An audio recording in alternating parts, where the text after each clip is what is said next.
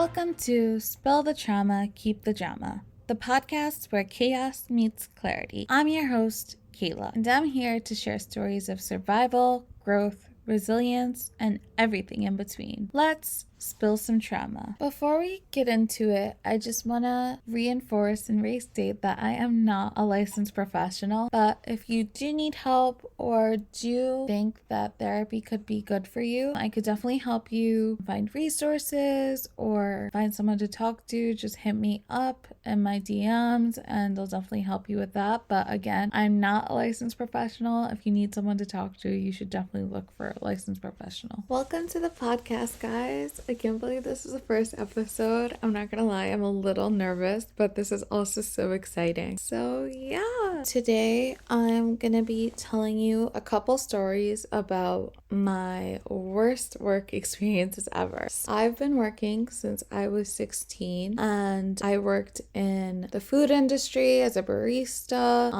I worked in the mall as a salesperson. I worked in office settings. I worked as a phlebotomist in the healthcare industry. I worked as a secretary. I've done a lot of different things and I've been in the workforce for like 10 years. So I've come across all different kinds of people, but I've also come across a lot of different kinds of managers and management styles. Today, I'm going to be talking about the two worst interactions I've had with managers. Let's rewind back to 2021 for our first story. I was working as a phlebotomist at a plasma center in Florida, and I really hated the job at first. And while I was actually making this episode, I was doing a little reflection, and I realized the reason why I hated the job so much is because I was projecting like my own feelings, and like I was upset a lot because I was struggling with adjusting to the new to like being in Florida. I was only there with my dad and his mom, so my entire support system was up in New York. Like my best friend and my brothers and everyone that I had was like all in New York, so I was really struggling to adjust to like the new environment. And while I was writing this episode, I realized like I was taking that to work with me every day, because once I like stopped letting that like hold me back and I made my own friends and family there, like I made a new family there, I enjoyed work so much more and I ended up loving it. And like I said, I made a like whole new family there, and I like had like so many friends, and I really ended up loving it. But I didn't know at the time that there was black mold in the building that I was working in, and I'm asthmatic, so that was a problem, because for a year I was ingesting black mold and I had no idea. So it ended up really affecting my health. I would go into work and I just like started fainting randomly one day, and no one knew I was fainting. And then a couple hospital visits and visits to the ER later, we found out there was mold in my lungs, which is such a fun thing to find out. So there was one day where I like returned to work and the doctor said to always have my nebulizer on me because the mold was like causing me to faint and I was having really bad asthma attacks. So during one of my shifts, my asthma was acting up, and so I went to one of the nurses' office. Like in the same building, we had nurses' offices to like check the donor's arms or like talk to the donors privately. So I went into one of the nurses' offices to do my nebulizer treatment because like I was like gasping for air. My manager at the time comes into the room, sees me on the nebulizer treatment and hears me coughing, and she goes, "Are you almost done? We need you back on the floor." And my jaw dropped. I was like, the fuck is wrong with her? Like, I'm clearly dying and like having trouble breathing. Like, obviously I can't go on the floor now. So obviously like that really upset me, and luckily the friends that I made were the nurses. The nurses all had my back, and the nurse that witnessed that was like, "Girl, you better go home." And so I did end up going home that day because they were like, you cannot let them treat you like that. So thank God I had angels with me and like looking out for me always, because like if I didn't have that nurse friend like tell me to go home, I probably would have like stayed and like gone back on the floor and just been pissed. But he was like looking out for my health, and he was like, "Girl, you're not you shouldn't be here. You're like coughing and dying and you shouldn't let them like treat you like that. But yeah, so that was the first ever horror story of like a manager not really like caring for my health and like caring more about the business, which also I just want to add is crazy because I remember that day. So we were a plasma center, and when we would have like these really busy days and we would have really busy times where people were like standing out the door, when my manager told me to like go back on the floor or whatever, there was no one waiting to get like their vitals taken. So she was just being a bitch to be a bitch. So yeah, some people just have like power struggles, and I feel like it's just annoying to work with people like that. Fast forward a couple years, I'm working as a secretary at a doctor's office, and I'm in a similar situation, but this time I had the courage to speak up for myself. So I was coughing and like dying for about a month, and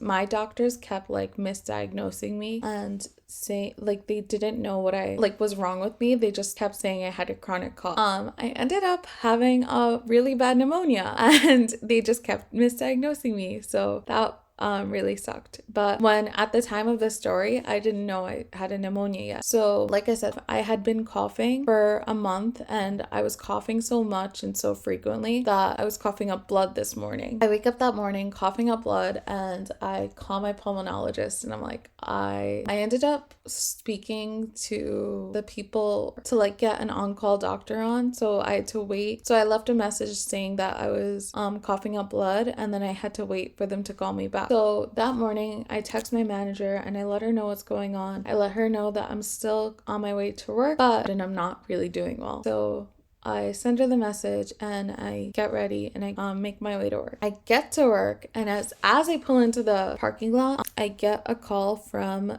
the pulmonologist, and they heard my message, they heard all my symptoms, and they were like, bro, you need to go to the ER. And at the time, my manager was like super toxic already, and super like she was not understanding at all. So I like let the doctor know like I was really nervous about that, and my manager's not really understanding, so like I don't know if I could just leave work like that. And he was understanding, the doctor was understanding, and he was like, okay, like I get it, like work is important, try your best to go into work, but he said if it worsens at all, you like need to go to the ER immediately. So I go into work, I relay what the doctor just told me to my manager, and I'm sitting at my desk checking out patients for a good hour. And during that hour, patients are like, yo, why are you here? Like, you look like you're dying, you should be home. And I was like, yeah, I wish I was home, but I didn't have any more days off, and it was just awful. So around like after an hour, I felt my throat starting to close up, and I went to use my inhaler, and my inhaler usually when I feel like that will help to like open my airways, but I took my inhaler that morning and nothing happened. So I was like, shit, I need to go to the ER right now. So I'm like shaking because my manager was very mean to me, and I don't do well with authority figures that are like mean like that. So I was already like having anxiety about telling her that I had to leave to the ER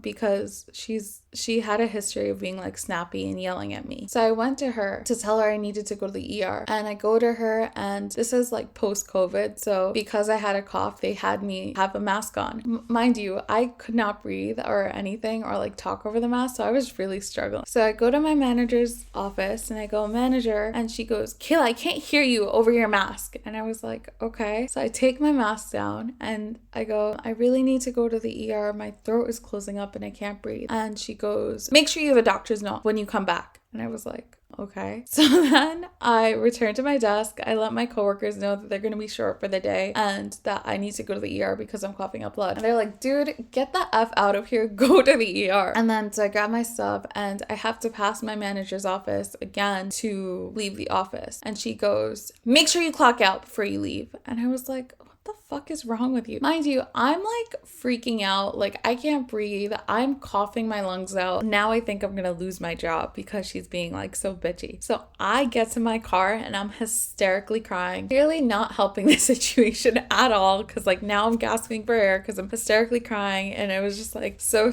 bad. So after that whole interaction with my manager, I was livid. I was so pissed off. I was like, who treats someone like that when they're like dying annoying. And so also she had a history of being bitchy to me like that. Like, this wasn't the first incident I had with her. She really did not like me, and I was very naive, and I was like, okay, I'm gonna tell on her. Like, but I wasn't the only person in the office that had an issue with her, because there was like a lot of favoritism in the office. There was just the office was like really poorly managed, and that's completely at her. She like didn't know how to manage the office. She didn't know how to do things on her own, and she would like delegate things to her like little minion, who would micromanage the rest of us and drive us up the fucking wall. So just the office as a whole was like a really toxic place, and like that was the last straw for me. So I reported her to her boss and to her boss's boss. Big mistake. She retaliated so hard. Like, before I reported her ass, she was already super bitchy. It was already like working like at hell there. She made it a million times worse after I reported her. She would like make me move my seat throughout the day, and she would only do this to me. She would make me move from the back of the office to the front of the office to the back of the office. She would like change my schedule. So like I said before, the office was really poorly ran and just poorly managed in general. So the rules of the office and the rules of appointments and things would change on a freaking weekly basis. So no one was ever on the same page. But whenever like a new rule would be like implemented every week, and like they wouldn't tell everyone a new rule was implemented. They would just like implement it, and then I would make a mistake and like it wasn't just me making mistakes. Like, everyone was making the same mistakes, because like I said, it was just like so disorganized and so crazy. But everyone would be making these same mistakes, but she would single me out, target me, and like I was like basically the office scapegoat, and it was just like super, super bad. I would literally go to break every day and crash the fuck out in my car and like be hysterically crying and screaming in my car, or I'd go home, and before I like left my car to go into my house, because I couldn't crash out in front of my grandpa. So I would sit in my car and just like scream cry for like an hour before I could go into my house, because I was just like so fed up, because every single day it was something, and every single day she would like bully me and like bitch at me, and like her and her little minion would like just make my life a living hell, and I fucking hated it. And it all came to a head when so I remember this morning so specifically. I went in early that morning to help the office out, right? And I'm sitting there with two of my coworkers, and she comes to the three of us. The manager comes to the three of us. And the day before, something had happened with a patient, and mind you, the day before the situation that there was like a problem with a patient, that situation had nothing to do with me. But she comes to the three of us that morning and she goes, "Kayla, why'd you let that patient back there?" And I was like, what the hell are you talking about? Like, I had nothing to do with that. And then she blames me in front of the other two coworkers. And then she proceeds to like say that I'm doing such a bad job and like doing so awful. And then she turns around to my other two coworkers and she goes, "But you guys are doing really well." And I thought I was gonna have a mental breakdown like right there. And my two coworkers, like after she left, were like, "What is wrong with her?" And like they had like sympathy, but they also weren't gonna like say anything to her because they didn't want her jumping down their throats too. So like I get that. But yeah, so I like was really struggling at this point with her being as bitchy as she was being. And then also I just started a new birth control, so I wasn't sure if like I was like overreacting and my hormones were like making me oversensitive, or because like I was like crying a lot at this point. So I wasn't sure if it was like the birth control or if I just like had enough or like what it was. So I went on my lunch break, I went to the nurses to like tell them like my symptoms, and I accidentally snitched on myself. So I was telling the nurses my symptoms of like how my depression was getting worse and how I was crying more. And then I also mentioned that I wasn't like suicidal per se, but I did mention that like the thought of driving into traffic sounded more appealing than coming back to work.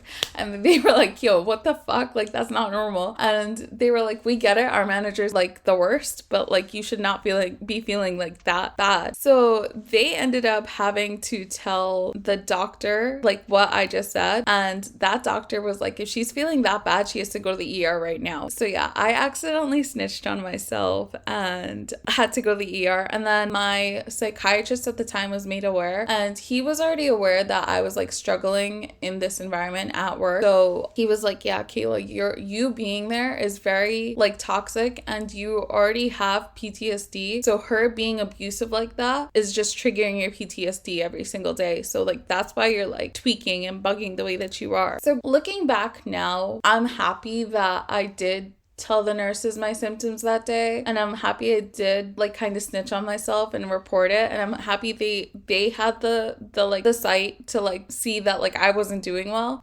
If you like that day I was like freaking out about going to the ER. All I was like stressed about was the manager being like worse after that, but I ended up not going back to the office because of that, because the psychiatrist like came in and was like, I can't return back to that place. So I ended up being a whole thing. I ended up not returning, but I'm so happy that I did go to the nurses that day and report my symptoms, because if I was still stuck there, I feel like I would have like drove into traffic or something. So I think that's important to know like yourself. And it's really hard when you're in situations like that to know when to ask for help, because like it was really hard for me then too, because I was like, I need the money, like I can't just quit, like I don't have another job lined up. And it wasn't like from the beginning of the year I was like always applying to other jobs to try to get the F out of that place, but I would apply to places and no one was hiring. So it's not like I was like just like staying there and not doing anything about it. But I definitely do think that me going to the nurses that day was a good thing, because if I was still stuck there, I don't think I would be here talking on the podcast right now, because it was just getting so bad. I also do want to emphasize that